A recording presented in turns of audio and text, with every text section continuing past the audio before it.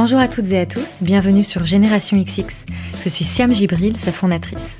Dans ce podcast, vous écouterez des femmes raconter leur parcours, parler d'entreprendre, de carrière, partager leurs inspirations et redéfinir de grandes notions comme la réussite ou l'échec, à travers des conversations ainsi que d'autres formats d'épisodes comme c'est le cas aujourd'hui. Je vous laisse donc avec Clara Mollet qui va vous présenter les règles du jeu.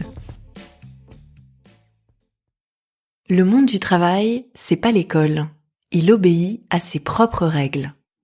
Je m'appelle Clara Mollet et ce que je partage ici avec vous, ce sont tous les enseignements acquis jour après jour au cours de ma carrière. Bienvenue dans les règles du jeu. Ces règles qui sont partout, mais qu'on n'enseigne nulle part. Ici, on explore comment naviguer au quotidien dans l'entreprise, les défis du monde professionnel et ce qui est en notre pouvoir pour les surmonter. Très bonne écoute. Règle numéro 10, Takes two to tango. J'ai fait tout ce que je pouvais cette année. J'ai atteint mes objectifs, je sais que mon chef est content, on m'apprécie, mais on refuse toujours de m'augmenter. Je ne sais pas quoi faire de plus. C'est ce que m'a dit un jour une amie qui se voyait stagner au même poste et ne savait plus quoi faire pour continuer d'avancer. Ça vous est peut-être déjà arrivé aussi, de vous sentir bloqué malgré vos efforts, de tourner en rond à votre place, d'avoir l'impression d'être arrivé au maximum de ce que votre poste pouvait vous donner. Alors, que faire quand on a déjà tout tenté ? Avant de répondre, j'aimerais rappeler une évidence. Vous méritez d'être reconnu et récompensé à votre juste valeur, à la mesure de vos compétences, de vos performances, de votre seniorité.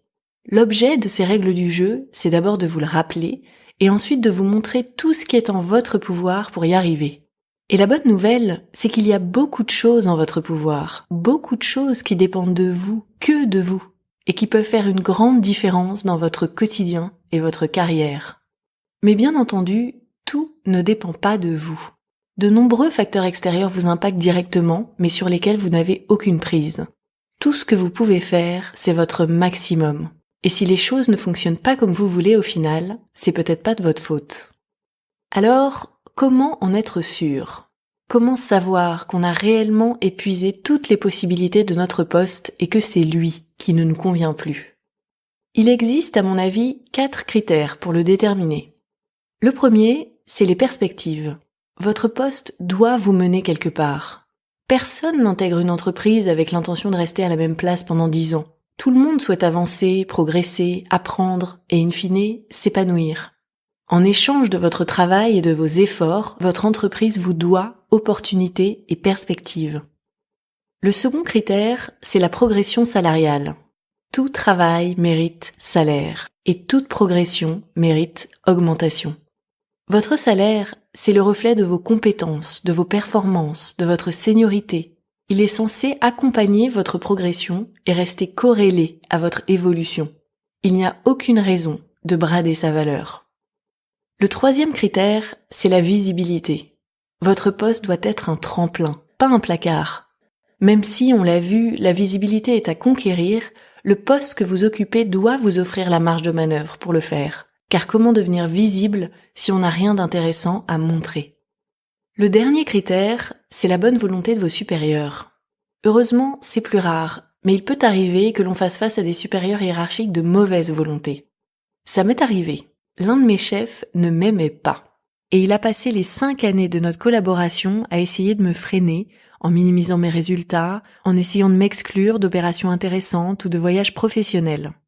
Heureusement, j'en avais 2. Mais s'il n'y avait eu que lui, je n'aurais pas eu d'autre choix pour continuer d'avancer que de quitter mon poste. Alors maintenant, prenez 2 minutes pour réfléchir au poste que vous occupez aujourd'hui et demandez-vous. Me donne-t-il accès à des évolutions intéressantes, des postes qui me font envie dans l'entreprise ? Mon évolution salariale reflète-t-elle ma progression ces dernières années ? Suis-je en phase avec mon niveau de responsabilité et le marché du travail ? Sinon, existe-t-il des ouvertures pour renégocier mon salaire régulièrement ? Ai-je accès à des projets suffisamment stratégiques pour pouvoir être exposé si je le souhaite ? Ai-je accès aux personnes qui décident ? Faites-vous confiance. Si vous vous sentez bloqué, que vous avez l'impression de ne plus avancer, c'est que vous méritez mieux. Et heureusement, le monde du travail est vaste. Takes two to tango. C'est la règle du jeu. Alors à vous de jouer.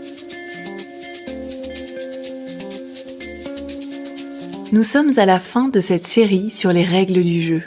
J'espère qu'elle vous a été utile et continuera de vous accompagner dans votre quotidien au travail. Je suis convaincue que c'est un jour, une réunion, une conversation après l'autre que l'on bâtit la suite.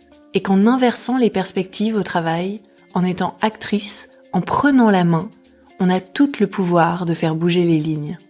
Merci beaucoup pour votre écoute.